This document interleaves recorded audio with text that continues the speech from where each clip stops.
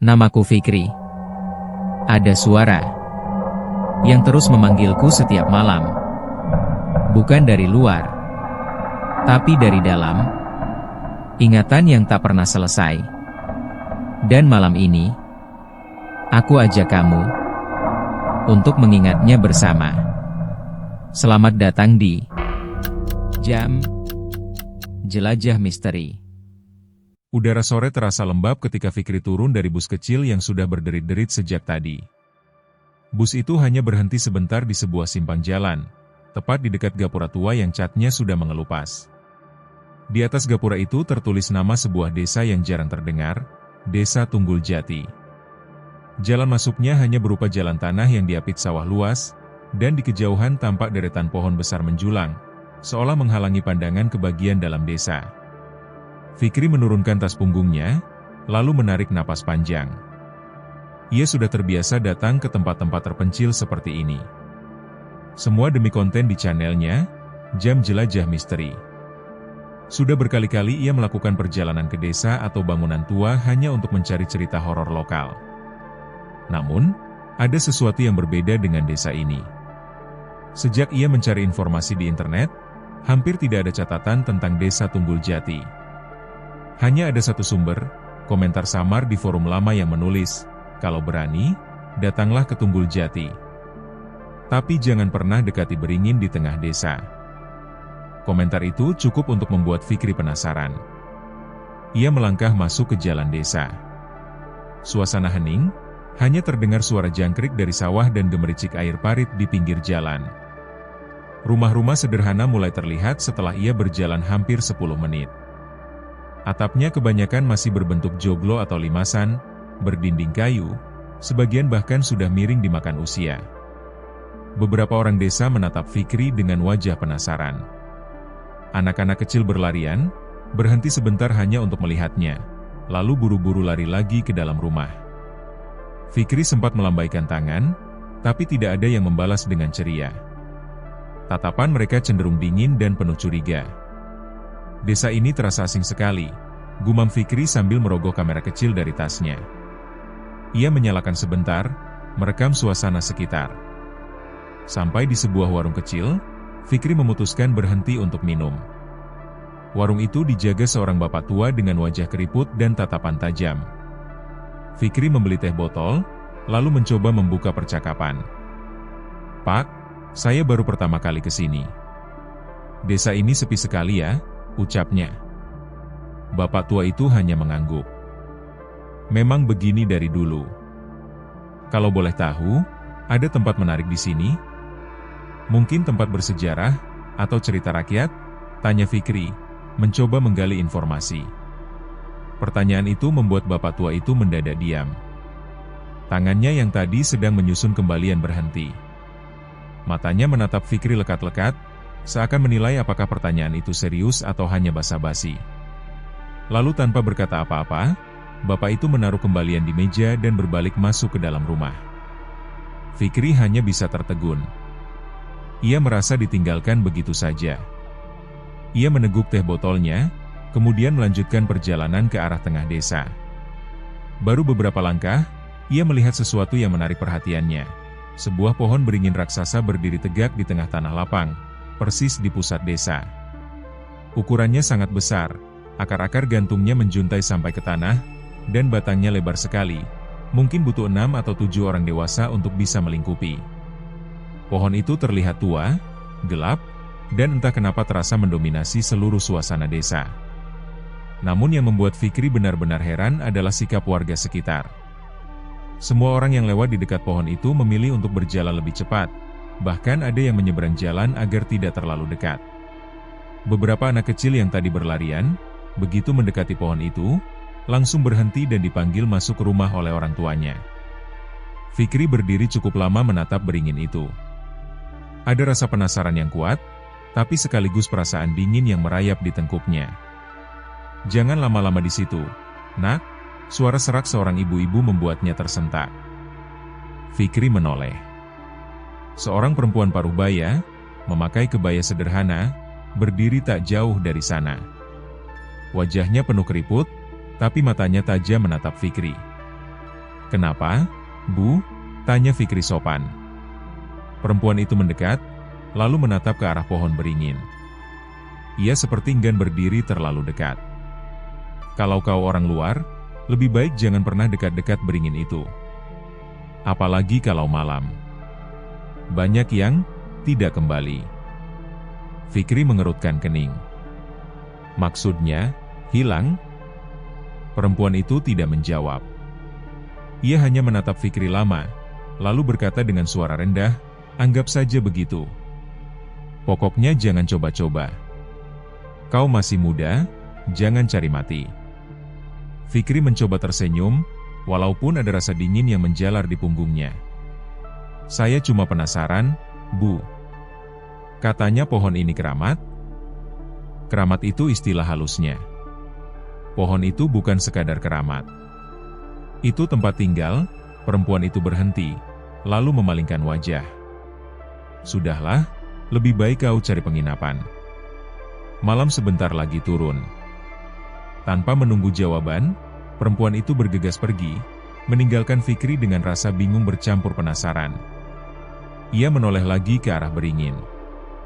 Entah kenapa, semakin orang memperingatkan, semakin besar rasa ingin tahu di dalam dirinya. Sore berganti malam dengan cepat.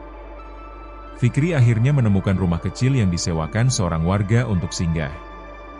Rumah itu sederhana, hanya ada satu kamar, sebuah tikar lusuh, dan lampu minyak sebagai penerangan. Pemilik rumah, seorang lelaki muda bernama Wawan, bersikap ramah, tapi terlihat agak gugup setiap Fikri bertanya soal desa. "Mas dari kota ya?" tanya Wawan saat mengantar lampu ke kamar. "Iya. Saya suka keliling nyari cerita rakyat, misteri gitu. Katanya di sini banyak yang unik. Termasuk pohon beringin itu," jawab Fikri. Wawan langsung terdiam. Ia menaruh lampu dengan hati-hati, lalu menoleh. "Mas, jangan pernah main-main ke sana. Apalagi kalau niatnya buat cari hiburan. Itu bukan cerita buat konten, itu nyata. Orang sini aja takut." "Tapi kenapa?" desak Fikri. Wawan menatap ke arah jendela yang tirainya sudah ditutup rapat. Suaranya merendah, seakan takut ada yang mendengar. "Sudah banyak orang hilang. Ada yang katanya terseret masuk ke dalam akar. Ada yang katanya diseret sosok tinggi hitam. Dan yang paling sering terdengar, tangisan anak kecil dari dalam pohon." Fikri menelan ludah. Kalimat itu terdengar lebih menakutkan daripada sekadar cerita rakyat biasa. Wawan menepuk bahunya. "Saya serius, Mas. Kalau mau lama di sini, turuti saja larangan orang-orang. Jangan sampai ikut-ikutan penasaran. Penasaran itu yang bikin orang celaka." Malam semakin larut. Dari dalam kamar kecilnya, Fikri hanya bisa terbaring sambil menatap atap kayu. Suara jangkrik bersahut-sahutan di luar, sesekali terdengar gonggongan anjing jauh di ujung desa. Namun ada satu suara lain yang samar-samar menyelinap di telinganya, suara seperti orang menangis. Pelan, lirih, tapi jelas berbeda dari suara hewan atau angin.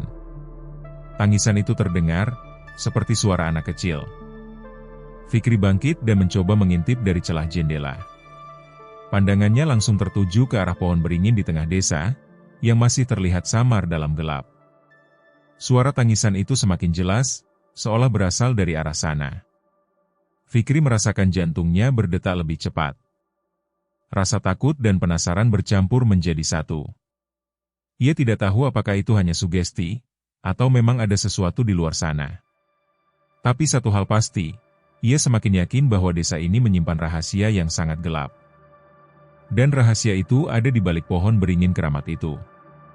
Pagi di desa Tunggul Jati terasa lebih dingin dari biasanya. Udara segar memang menyelimuti desa, tapi bagi Fikri, rasa dingin itu lebih karena bayangan tangisan yang ia dengar semalam.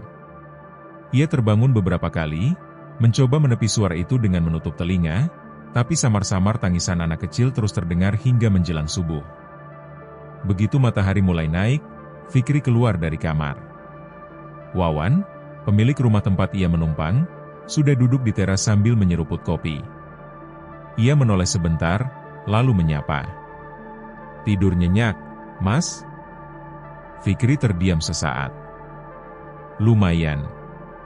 Tapi, semalam saya dengar suara orang nangis. Dari arah Beringin." Wawan mendadak berhenti mengaduk kopi. Wajahnya tegang. "Mas jangan ngawur. Jangan sebut-sebut soal itu pagi-pagi." "Tapi serius, Wan. Saya dengar sendiri. Suara anak kecil." "Sudah. Jangan diterusin." Wawan meletakkan gelasnya dengan agak keras. Suaranya rendah, tapi jelas penuh kekhawatiran. "Kalau Mas betul dengar itu, lebih baik jangan keluar malam lagi. Itu bukan suara yang boleh dicari-cari. Suara itu pertanda buruk." Fikri ingin bertanya lebih jauh, tapi Wawan sudah berdiri dan masuk ke dalam rumah, meninggalkannya sendirian di teras. Hari itu, Fikri mencoba berbaur dengan warga. Ia berjalan keliling desa sambil membawa kameranya. Ada beberapa warga yang ramah sekilas, tapi begitu ia mulai bertanya tentang sejarah desa, mereka menutup diri. Semakin ia bertanya, semakin jelas bahwa satu-satunya hal yang tidak mau mereka bicarakan adalah pohon beringin di tengah desa. Menjelang siang, Fikri melihat seorang ibu tua duduk di bel bambu depan rumah. Rambutnya putih, tubuhnya agak bungkuk, tapi matanya tajam seperti masih awas. Fikri menghampiri dengan sopan. "Assalamualaikum, Bu." Perempuan itu menoleh pelan. "Waalaikumsalam. Kau bukan orang sini, ya?" "Iya, Bu. Saya baru pertama kali ke sini. Nama saya Fikri." Ibu tua itu mengangguk pelan. "Aku Lasmi. Kau dari kota, kan? Apa yang kau cari di desa ini?" "Cerita, Bu. Katanya desa ini punya kisah mistis. Saya ingin mendengar langsung dari warga." Wajah Bu Lasmi berubah serius. Ia menatap Fikri lama sekali, seakan menimbang apakah anak muda ini pantas tahu sesuatu atau tidak. Akhirnya ia bergumam pelan, "Kalau yang kau cari hanya kisah, sebaiknya pulang saja. Di sini bukan kisah, tapi kutukan." "Kutukan?" Fikri langsung tertarik. "Ya," jawab Bu Lasmi tegas. Ia menunjuk ke arah beringin besar di kejauhan. "Semua orang di desa ini hidup dalam ketakutan karena pohon itu. Tidak ada yang berani mendekat. Tidak ada yang berani menyebut namanya keras-keras. Itu bukan sekadar pohon, Nak. Itu rumah, bagi sesuatu yang sudah lama ditumbalkan." Fikri merasakan bulu kuduknya meremang. "Maksudnya, ditumbalkan bagaimana?" Bu Lasmi menarik napas dalam-dalam. "Kau dengar tangisan tadi malam?" Fikri terperanjat. "Ibu tahu?" Semua orang yang tinggal dekat dengan beringin itu pernah mendengar. Itu suara anak-anak yang dijadikan tumbal puluhan tahun lalu. Setiap kali desa ini ingin membangun sesuatu, selalu ada korban. Kalau tidak, pasti ada bencana. Jalan yang ambles, sawah gagal panen, penyakit menular. Kepala desa lama percaya hanya tumbal yang bisa menenangkan penunggu beringin itu. Jadi, mereka mengorbankan anak-anak. Sampai sekarang, arwah mereka masih terperangkap di sana. Kata-kata itu menusuk telinga Fikri seperti jarum dingin. Ia terdiam beberapa saat, tidak tahu harus berkata apa. Orang sini tidak pernah berani melawan. Kami hidup berdampingan dengan ketakutan. Karena setiap kali ada yang mencoba melanggar, ia akan hilang, tanpa jejak. Suasana hening sesaat. Hanya suara ayam berkokok dari kejauhan yang terdengar. Fikri menelan ludah. "Tapi, Bu, kenapa saya? Kenapa saya bisa dengar suara itu semalam?" Bu Lasmi menatap tajam, lalu mendekatkan wajahnya. "Karena kau orang luar. Penunggu itu selalu mencoba memanggil orang luar yang penasaran. Kalau kau terus ikut suara itu, kau bisa jadi korban berikutnya." Fikri merasa kakinya lemas. Walau begitu, Rasa ingin tahunya justru semakin membesar. Cerita yang disampaikan Bu Lasmi terasa seperti potongan rahasia besar yang masih belum lengkap. Ia ingin tahu siapa yang pertama kali memulai ritual tumbal itu, dan apakah masih dilakukan sampai sekarang. Namun sebelum Fikri bisa bertanya lebih jauh, seorang pemuda dari dalam rumah memanggil, "Mbah, ayo makan dulu." Bu Lasmi berdiri dengan susah payah, menatap Fikri sekali lagi. "Kalau kau sayang nyawamu, jangan dekati pohon itu saat malam. Ingat pesanku." Ia kemudian berjalan perlahan masuk ke rumah. Fikri tetap berdiri di jalan, otaknya berputar. Informasi yang ia dapatkan makin berat, tapi sekaligus membuat rasa penasarannya memuncak. Kalau memang benar ada tumbal, bukankah itu berarti ritual itu masih dilakukan diam-diam? Malam harinya, Fikri duduk di kamar dengan kamera menyala. Ia merekam dirinya sendiri, menceritakan apa yang ia temukan hari itu. Suaranya pelan, penuh tekanan. Jadi, warga sini percaya pohon beringin di tengah desa adalah tempat tinggal penunggu gaib. Mereka bahkan bilang ada tumbal anak-anak, arwahnya masih terperangkap. Malam tadi aku dengar tangisan. Malam ini, aku ingin pastikan lagi. Kalau suara itu benar-benar ada, aku harus rekam. Ia menaruh kamera di saku, lalu keluar diam-diam tanpa memberitahu Wawan. Jalan desa gelap sekali.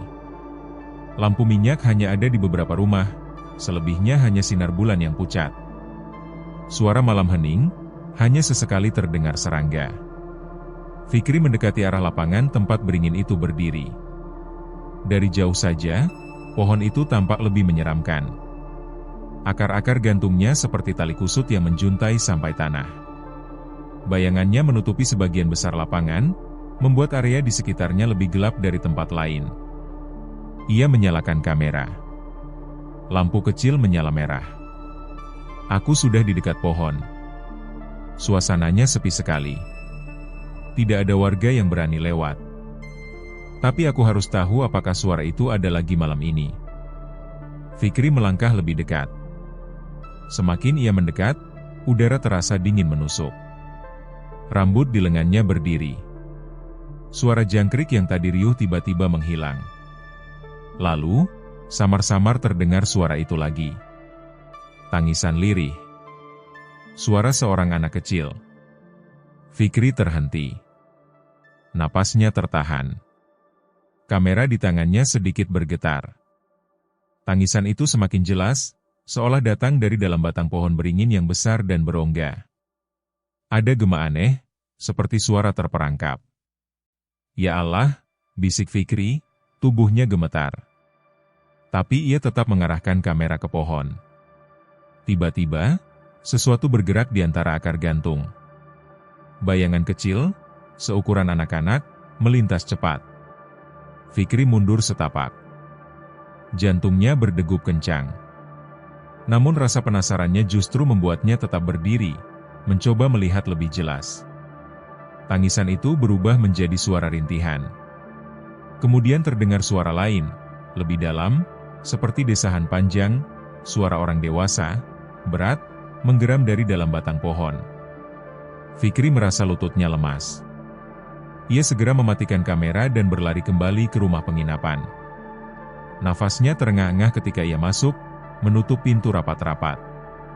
Di dalam kamar, ia bersandar pada dinding, wajahnya pucat. Ia sadar satu hal, cerita Bu Lasmi bukan sekadar kisah lama. Pohon beringin itu benar-benar menyimpan sesuatu yang hidup, sesuatu yang masih haus korban. Dan malam ini, pohon itu seolah menyambut kedatangannya.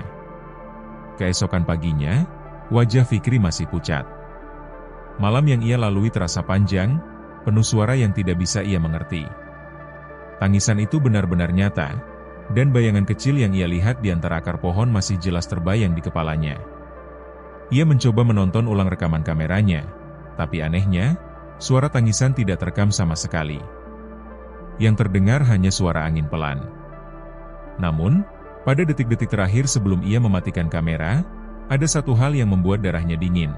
Dari rekaman terlihat samar-samar sosok gelap berdiri di balik akar, hanya sebentar, lalu lenyap. Fikri memejamkan mata, lalu menutup kamera.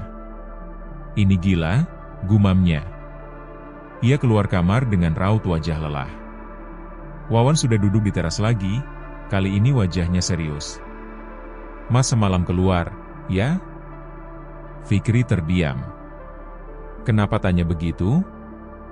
Mas jangan bohong. Saya lihat pintu terbuka sebentar. Jangan bilang Mas ke arah beringin, suara Wawan meninggi. Fikri hanya bisa menunduk. Ya ampun, Mas, saya sudah bilang jangan main-main. Kalau orang desa tahu, Mas bisa diusir. Wawan memegang kepalanya, gelisah. Lebih baik Mas berhenti sekarang. Fikri menelan ludah. Ia tahu Wawan benar, tapi rasa penasaran di dalam dirinya terlalu besar. Hari itu ia tetap berjalan keliling desa. Namun, suasana yang ia rasakan berbeda. Beberapa orang mulai meliriknya dengan curiga. Ada bisik-bisik lirih saat ia lewat.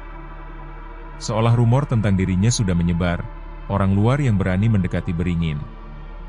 Di tepi jalan dekat sawah, Fikri melihat seorang pemuda sedang duduk sendirian, menunduk, memainkan ranting kayu. Wajahnya masih muda, mungkin seumuran Fikri, dengan tubuh kurus dan tatapan kosong. Fikri mendekat. "Assalamualaikum," sapa Fikri. Pemuda itu menoleh pelan. "Waalaikumsalam."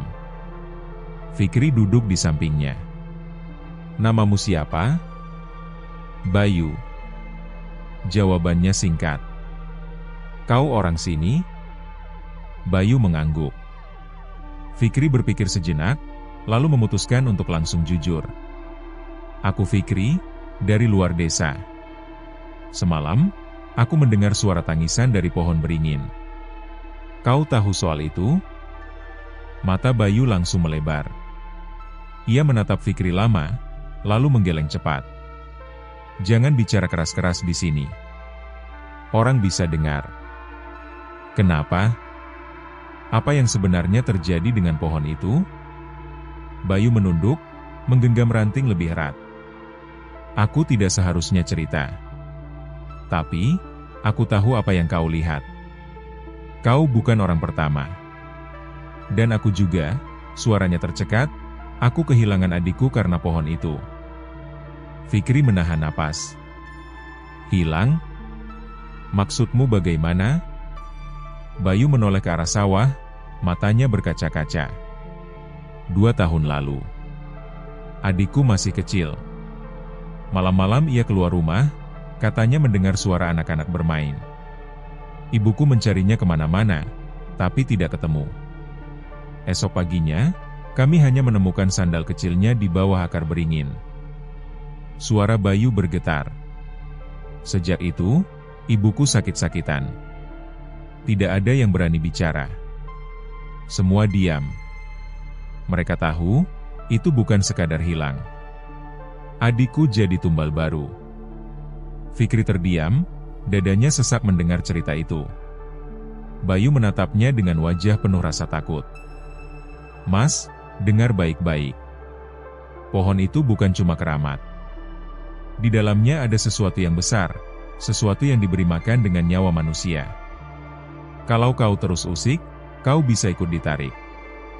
Fikri mencoba menahan rasa gentar. Tapi kenapa warga membiarkan itu terjadi? Kenapa tidak ada yang melawan? Bayu tersenyum pahit. "Kau pikir mudah? Dulu pernah ada yang menebang sebagian akar beringin.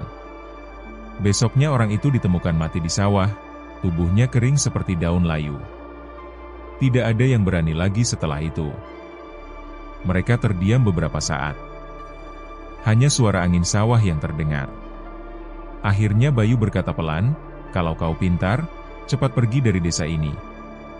Jangan buat masalah. Kau tidak tahu apa yang kau hadapi." Fikri ingin menjawab, tapi Bayu sudah berdiri dan berjalan pergi. Sepeninggalnya, Fikri duduk termangu. Cerita Bayu semakin menegaskan bahwa ada sesuatu yang gelap di balik pohon beringin itu. Tumbal, arwah anak-anak, kematian misterius. Semua bukan lagi sekadar gosip. Sore hari, Fikri kembali ke rumah penginapan. Namun pikirannya terus berputar.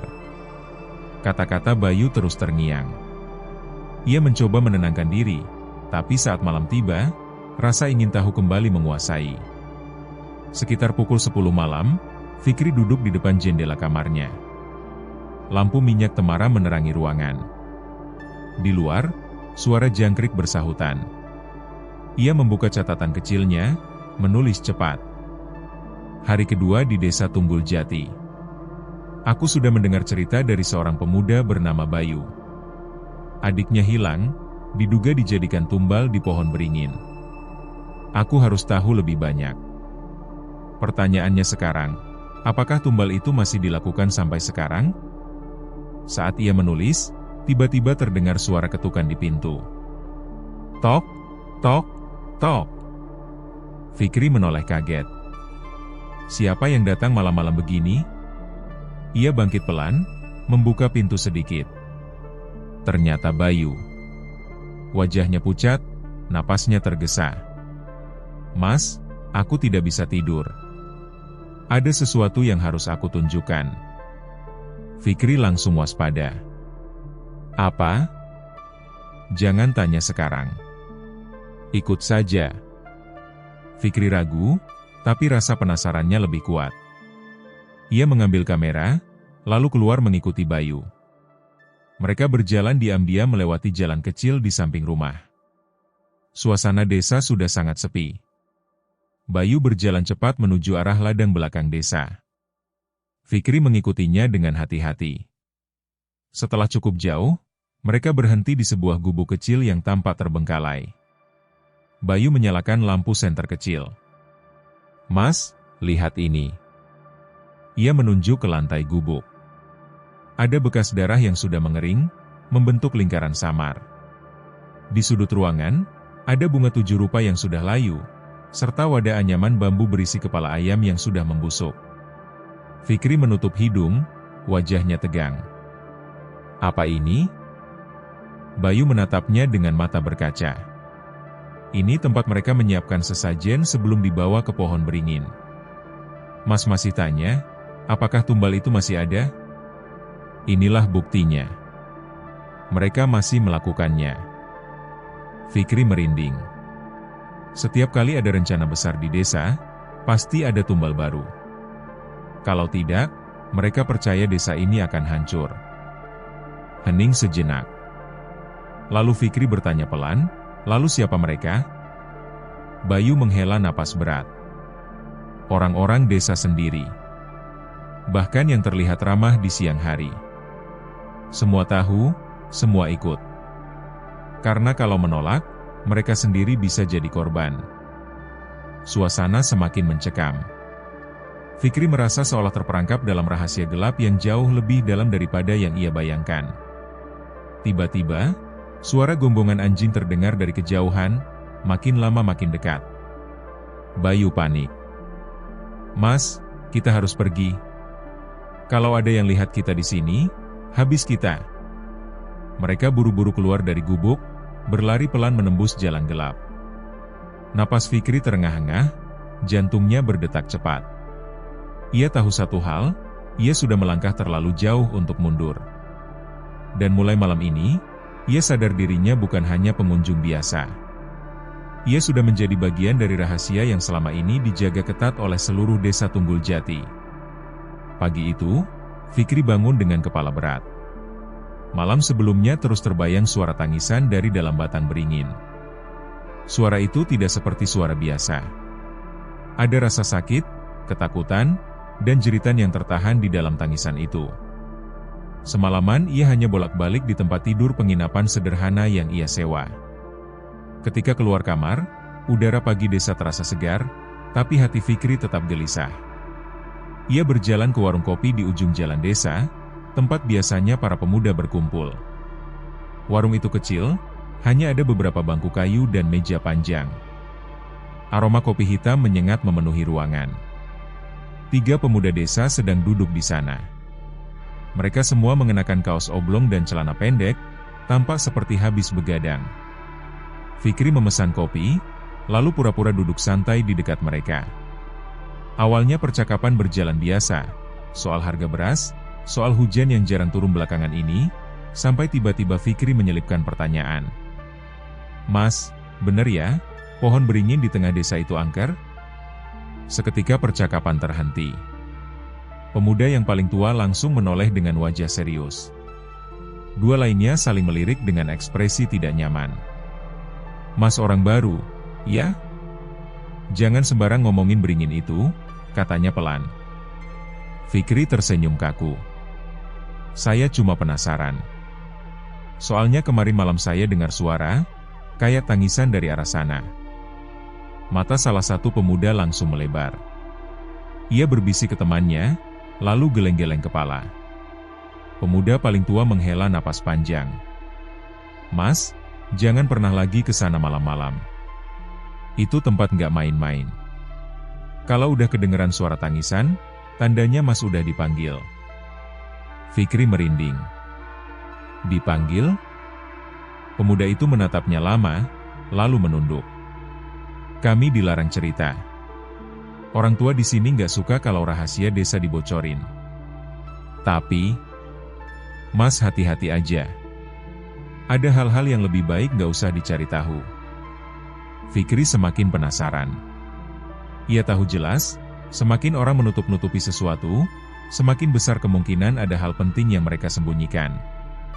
Ia menyeruput kopinya pelan, mencoba menyusun kata. "Apa hubungannya sama sesajen yang saya lihat? Ada kepala ayam, bunga, sama botol darah. Saya lihat sendiri semalam." Pemuda yang tadinya diam langsung menoleh kaget. "Mas lihat?" Suaranya meninggi. Dua temannya buru-buru menyuruhnya pelan. "Jangan keras-keras, nanti ada yang dengar." Mereka bertiga jadi gelisah. Salah satunya berdiri dan menutup pintu warung. Setelah itu, mereka menatap Fikri dengan wajah serius, seolah hendak memastikan sesuatu. "Mas beneran lihat sesajen itu?" "Sama sekali nggak ada yang usik?" tanya pemuda paling tua. "Bener," jawab Fikri mantap. "Saya rekam juga." Ketiganya langsung pucat. Salah satunya sampai berdiri mondar-mandir. "Astaga, kalau sampai ketahuan orang desa, bisa bahaya ini." Fikri mengernyit. "Bahaya kenapa? Memangnya itu buat apa? Buat jin? Buat penunggu?" Mereka terdiam.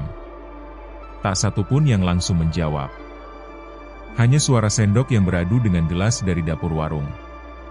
Akhirnya, pemuda paling tua berbisik. "Sesajen itu buat tumbal. Supaya desa ini aman." Fikri menelan ludah. "Tumbal? Maksudnya korban?" Pemuda itu mengangguk perlahan. "Iya. Setiap ada pembangunan besar di desa, entah itu jembatan, bendungan, atau masjid, selalu ada korban yang diberikan ke pohon itu. Supaya proyeknya lancar, nggak gagal, nggak makan korban lebih banyak." Fikri merasa darahnya berhenti mengalir. "Korban itu, manusia?" Tak ada jawaban. Tapi mereka justru menjawab lebih jelas daripada kata-kata. Pemuda lain menunduk, suaranya gemetar. "Mas tahu kenapa pohon itu besar sekali dan gak pernah bisa ditebang? Karena di dalamnya ada roh-roh anak kecil yang ditanam di sana. Mereka dijadikan tumbal." Ruangan seketika hening. Hanya suara ayam berkokok dari kejauhan. Fikri menatap ketiga pemuda itu satu persatu. Wajah mereka penuh rasa takut. Bukan takut kepada Fikri, tapi takut pada sesuatu yang lebih besar, sesuatu yang tidak kelihatan tapi selalu mengawasi. "Apa itu artinya? Suara tangisan yang saya dengar semalam, suara anak-anak itu?" tanya Fikri dengan suara rendah. Mereka mengangguk pelan. "Makanya, Mas," kata pemuda tertua, "jangan pernah ke sana lagi. Kalau Mas terus nekat, bisa-bisa Mas yang jadi tumbal berikutnya." Fikri terdiam lama. Kopi di depannya sudah dingin, tapi ia tidak lagi peduli. Kepalanya penuh dengan bayangan tangan-tangan kecil yang berusaha keluar dari batang pohon, tangisan yang terjebak selamanya di dalam gelap. Ia keluar dari warung dengan langkah berat. Matahari sudah naik tinggi, tapi hawa dingin masih menempel di tubuhnya. Ia tahu satu hal, larangan itu justru semakin membuatnya ingin tahu lebih dalam. Jika benar ada ritual tumbal, maka itu harus ia bongkar. Hari menjelang siang ketika Fikri berjalan kembali ke penginapan. Di perjalanan, ia melihat sekelompok orang tua sedang duduk di balai desa, memandanginya dengan tatapan tajam. Ia bisa merasakan sorot mata mereka seolah mengawasi setiap geraknya. Ada rasa curiga, seakan-akan mereka tahu Fikri sudah mengetahui rahasia besar desa itu. Fikri menunduk, mempercepat langkah. Jantungnya berdetak lebih cepat. Untuk pertama kalinya, ia merasakan bukan hanya takut pada hal gaib, tapi juga pada manusia yang menyimpan rahasia kelam. Siang itu ia mencoba tidur, tapi gagal. Suara tangisan itu terus bergema di kepalanya. Kata-kata pemuda tadi juga menghantui, kalau Mas terus nekat, bisa-bisa Mas yang jadi tumbal berikutnya. Fikri memegang kameranya. Ia membuka hasil rekaman semalam. Suara tangisan memang jelas terdengar, tapi ada sesuatu yang tidak ia sadari sebelumnya. Di sela-sela tangisan, terdengar suara lain, suara laki-laki dewasa, melantunkan doa dengan bahasa Jawa kuno. Ia merinding. Itu bukan suara sembarangan. Itu bagian dari ritual. Malam nanti, Fikri memutuskan akan kembali ke pohon beringin. Tapi kali ini, bukan hanya sekadar merekam. Ia ingin membuktikan, sekaligus mengungkap siapa yang berani melakukan ritual terlarang itu. Ia tidak sadar, keputusan itu akan menyeretnya jauh lebih dalam kegelapan, ke rahasia desa yang seharusnya tidak pernah ia buka. Malam itu, langit mendung tanpa bintang. Angin bertiup kencang, membuat daun-daun pohon beringin bergesekan dan menimbulkan suara aneh, seperti bisikan. Fikri berdiri agak jauh dari lokasi, bersembunyi di balik rerumpunan bambu. Kamera kecilnya sudah siap. Sejak sore tadi, ia sudah mengamati. Ada beberapa orang desa yang mondar-mandir di sekitar pohon beringin. Mereka tidak terlihat seperti sedang bermain atau duduk santai. Wajah mereka serius, penuh kehati-hatian. Dan menjelang maghrib, mereka mulai membawa sesuatu yang ditutupi kain putih besar. Fikri tidak bisa melihat jelas apa isinya, tapi dari cara mereka membawanya, seolah benda itu cukup berat. Setiap langkah terlihat hati-hati. Sesekali mereka berhenti, seakan takut sesuatu jatuh. Jantung Fikri berdetak semakin kencang. Ia tahu inilah momen yang ia tunggu. Malam ini mungkin ia akan melihat sendiri ritual yang selama ini hanya berupa cerita. Sekitar pukul 10 malam, area sekitar beringin mulai dipenuhi orang. Mereka tidak ramai atau berisik. Justru suasana sangat hening. Orang-orang desa berdiri mengelilingi pohon, sebagian besar membawa obor. Cahaya api dari obor membuat bayangan pohon beringin tampak lebih menyeramkan, besar, seakan hidup. Fikri menahan napas. Dari posisinya, ia bisa mendengar suara gamelan kecil dipukul perlahan. Bunyi itu lirih, monoton, tapi justru membuat bulu kuduk berdiri. Seorang lelaki tua keluar dari kerumunan. Ia mengenakan pakaian hitam lengkap dengan ikat kepala. Di tangannya ada kendi tanah liat dan sebilah keris. Dialah yang memimpin ritual. Wajahnya keras, matanya tajam. Dari caranya berjalan, jelas orang ini disegani. Semua orang yang hadir langsung menunduk. Suasana hening total. Hanya suara serangga malam dan desiran angin yang terdengar. Lelaki tua itu mulai melantunkan doa dalam bahasa Jawa kuno. Suaranya berat dan bergema, seakan keluar dari dalam batang pohon itu sendiri. Fikri berusaha merekam dengan kamera, tapi tangannya sedikit gemetar. Lalu, sesuatu yang ditutupi kain putih tadi dibawa ke depan pohon. Dua pemuda membuka kain itu dengan perlahan. Fikri terbelalak. Itu adalah seorang perempuan muda, masih hidup. Mulutnya disumpal kain, tangan dan kakinya diikat dengan tali jerami. Matanya membelalak penuh ketakutan. Tubuhnya bergetar, Jelas ia sadar apa yang akan terjadi. Fikri hampir saja berteriak, tapi buru-buru menutup mulutnya. Jantungnya seperti berhenti berdetak. Ia tidak pernah menyangka, tumbal yang diceritakan benar-benar manusia hidup. Perempuan itu meronta, mengeluarkan suara lirih dari balik sumbal mulutnya. Air mata mengalir deras di pipinya.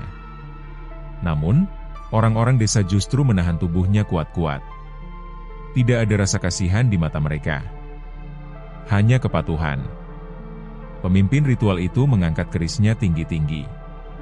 Cahaya obor memantul di bilahnya yang berkilat tajam. Ia berdoa semakin keras, suaranya seperti mantra yang bergema ke seluruh penjuru desa. Fikri menahan napas, matanya tak berkedip. Keris itu perlahan diturunkan, mengarah ke dada perempuan yang masih meronta. Semua orang yang hadir menunduk. Jangan lakukan, suara itu hanya bergema di kepala Fikri. Ia tidak bisa benar-benar bersuara. Tenggorokannya terkunci oleh rasa takut. Tepat ketika keris itu hampir menusuk dada korban, tiba-tiba angin bertiup sangat kencang. Obor-obor padam seketika. Suasana menjadi gelap total. Dari dalam batang pohon beringin, terdengar suara tangisan anak-anak, keras sekali. Kali ini bukan hanya satu suara, tapi banyak. Puluhan suara. Mereka menangis bersamaan, seperti meminta tolong. Orang-orang desa panik. Sebagian berlari, sebagian jatuh tersungkur sambil menutup telinga. Pemimpin ritual berusaha tetap tenang, tapi wajahnya jelas ketakutan. Di saat itulah, sesuatu yang tidak masuk akal terjadi. Batang pohon beringin retak, seperti dibelah dari dalam. Dari celah retakan itu, keluar tangan-tangan kecil berwarna pucat, kotor, dengan kuku panjang. Mereka meraih ke segala arah, mencoba keluar. Korban perempuan yang tadi hampir ditumbalkan menjerit histeris, meski mulutnya tersumpal. Matanya melotot ketakutan luar biasa. Tangan-tangan kecil itu meraih tubuhnya, mencoba menariknya ke dalam pohon.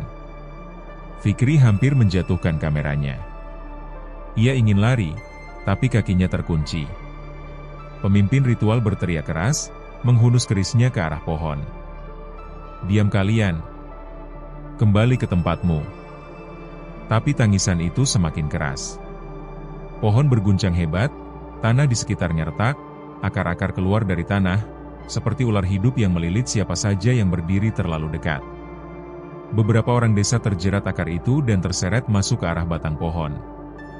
Mereka berteriak minta tolong, tapi tidak ada yang bisa menolong. Satu persatu mereka ditelan kegelapan pohon beringin. Fikri sadar, ini bukan sekadar ritual. Ini perjanjian lama antara manusia dan sesuatu yang jauh lebih mengerikan. Dengan sisa keberanian, Fikri mengaktifkan lampu kecil di kameranya. Cahaya itu menerangi wajah korban perempuan yang kini hampir separuh tubuhnya ditarik tangan-tangan kecil. Matanya memohon, penuh keputusasaan. Fikri spontan berdiri. "Hei! Lepaskan dia!" Suara Fikri membuat beberapa orang desa menoleh. Mereka kaget, wajah mereka marah sekaligus panik. Orang luar. Dia lihat semuanya. Pemimpin ritual menunjuk ke arah Fikri. Tangkap dia. Jangan biarkan lolos. Beberapa orang langsung berlari ke arahnya. Fikri panik. Ia mundur, hampir terjatuh. Tapi di saat yang sama, pohon beringin kembali bergetar. Suara tangisan semakin keras, berubah menjadi jeritan. Dari celah batang, bukan hanya tangan kecil yang keluar, tapi juga wajah-wajah pucat anak-anak. Mata mereka hitam, kosong, dengan mulut menganga. Mereka semua menatap Fikri. Tiba-tiba, suara anak kecil terdengar jelas di telinga Fikri. Bukan dari kamera, bukan dari luar, tapi langsung di kepalanya. "Tolong kami." Fikri membeku. Badannya gemetar hebat. Ia tidak bisa berpikir jernih. Satu-satunya insting yang muncul adalah kabur. Ia berlari sekuat tenaga melewati bambu, menembus semak, tanpa peduli kamera hampir jatuh. Di belakang, suara orang-orang desa mengejarnya bercampur dengan tangisan anak-anak dari dalam pohon. Langkahnya terseret di tanah licin, ranting-ranting mencambuk wajahnya. Nafasnya berat, dada hampir meledak. Ia tidak tahu arah jalan, hanya mengikuti naluri untuk menjauh sejauh mungkin. Sesampainya di jalan tanah yang agak lapang, Fikri menoleh. Dari kejauhan, cahaya obor masih terlihat. Suara teriakan samar-samar masih terdengar. Tapi tangisan anak-anak itu masih jelas di telinganya, seakan ikut berlari bersamanya. Fikri jatuh terduduk. Tangannya gemetar, memeluk kameranya erat. Ia tidak peduli luka di kakinya, tidak peduli napasnya terengah-engah.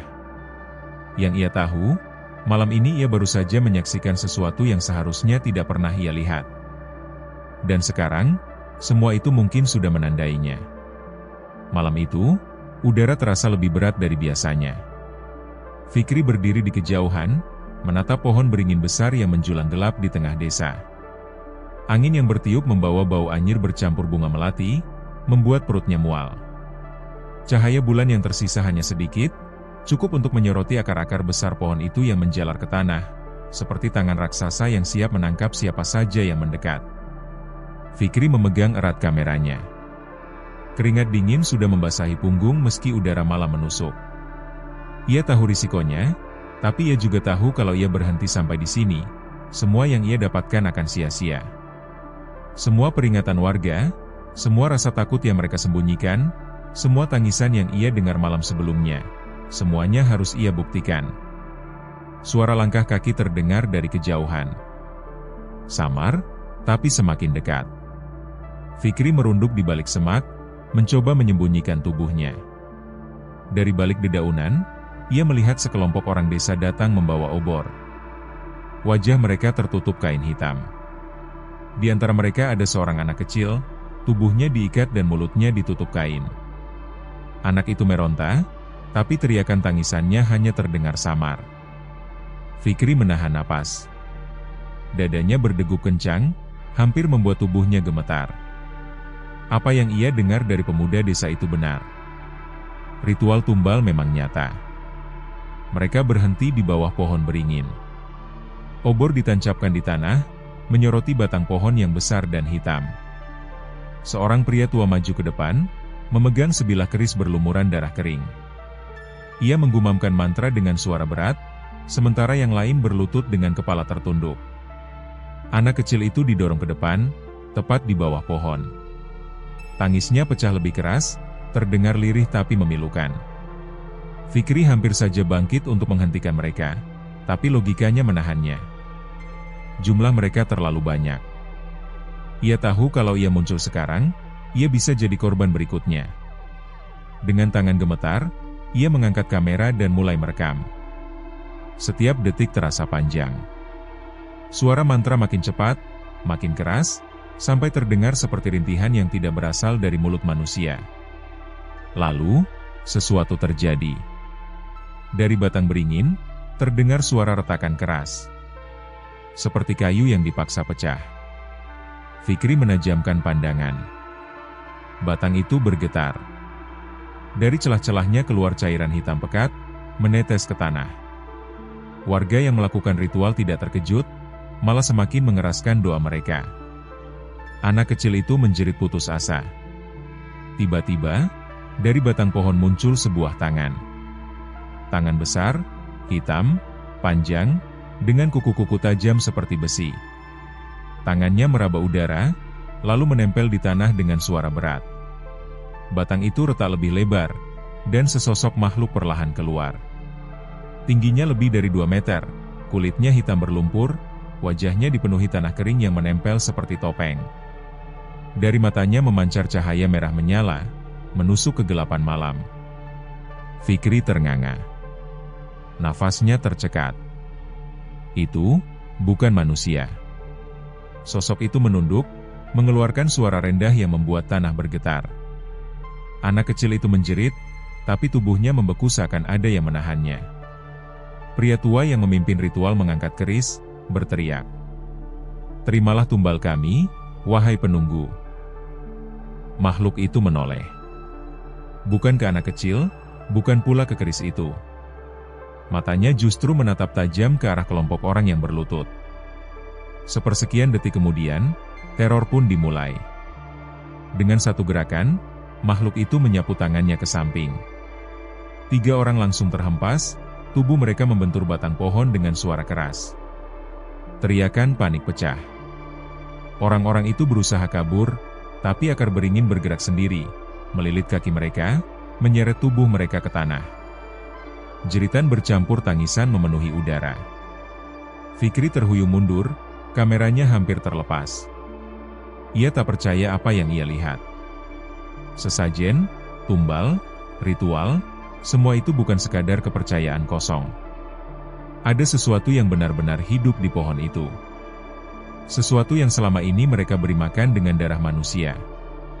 Anak kecil itu terlepas dari ikatan, tapi tubuhnya masih bergetar ketakutan. Fikri tahu ia harus melakukan sesuatu.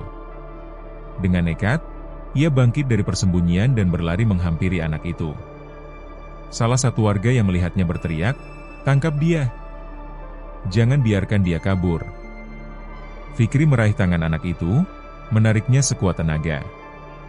Mereka berlari melewati tanah yang penuh akar. Di belakang mereka, makhluk itu meraung. Suara tangisan anak-anak terdengar bersahutan dari dalam batang pohon, semakin keras, semakin banyak, seakan ada puluhan roh terperangkap di sana. Seorang warga berusaha menghadang Fikri, tapi sebelum sempat mendekat, akar beringin melilit tubuhnya. Ia terseret ke batang pohon, lalu menghilang begitu saja. Jeritannya terputus. Fikri menoleh sebentar, lalu menegakkan kepala, memaksa kakinya terus bergerak. Anak kecil itu tersandung, tapi Fikri mengangkat tubuhnya, memaksa untuk tidak berhenti. Makhluk itu berjalan keluar sepenuhnya dari batang beringin. Tingginya menjulang, bayangannya menelan cahaya obor. Dari mulutnya keluar suara serak bercampur tangisan. Matanya menyala semakin terang, seperti api neraka yang membakar malam. Ia mengangkat tangannya, dan pohon beringin berguncang. Obor-obor padam, menyisakan kegelapan pekat. Fikri berlari membelah malam. Nafasnya tersengal, jantungnya hampir pecah. Telinganya dipenuhi suara tangisan dan raungan. Anak kecil di gendongannya terisak, wajahnya basah air mata. Mereka berlari tanpa arah, hanya menjauhi pohon sialan itu. Sampai akhirnya, mereka berhasil keluar dari area sekitar beringin. Rumah-rumah desa sudah terlihat. Beberapa warga yang tidak ikut ritual keluar, terkejut melihat mereka. "Astagfirullah! Apa yang terjadi?" teriak seorang bapak. Fikri jatuh berlutut, masih memeluk anak kecil itu. Tubuhnya gemetar hebat, matanya masih menatap ke arah hutan tempat beringin berdiri. Di kejauhan, terdengar raungan panjang yang menggetarkan dada, lalu sunyi. Hening. Seolah tidak ada apapun yang pernah terjadi. Warga berlari menghampiri, sebagian langsung membawa anak kecil itu masuk ke rumah. Seorang ibu menangis histeris memeluknya, ternyata dia ibunya. Fikri tidak bisa berkata apa-apa. Tubuhnya lemas, kepalanya pusing, tapi kameranya masih ia genggam erat. Di dalamnya, semua rekaman malam ini tersimpan. Namun, ketika ia membuka layar kamera untuk memastikan, yang terlihat hanyalah gambar buram, penuh gangguan, dan suara tangisan samar. Wajah makhluk itu muncul sekilas, lalu menghilang. Detik berikutnya, layar menjadi gelap total. Kamera mati, meskipun baterai masih penuh. Fikri terdiam. Rasa dingin menjalar di tengkuknya. Ia sadar, rekaman itu bukan miliknya lagi. Pohon beringin itu, penunggunya, dan semua roh tumbal di dalamnya, tidak ingin kisah mereka keluar begitu saja. Ia hanya diberi kesempatan untuk melihat, tapi tidak untuk menyebarkan. Malam itu, desa kembali sunyi. Tapi di hati Fikri, suara tangisan anak-anak itu tidak pernah hilang. Setiap kali ia menutup mata, ia mendengar jeritan mereka, memanggil-manggil minta dibebaskan. Dan jauh di hutan sana, pohon beringin itu tetap berdiri. Akar-akar besar menancap dalam petanah, batangnya menghitam, daunnya rimbun menutupi langit. Tidak ada yang berani mendekat lagi. Tapi setiap malam, jika angin berhembus dari arah hutan, warga desa masih bisa mendengar tangisan lirih anak-anak dari arah beringin. Tangisan tumbal yang tidak pernah benar-benar pergi.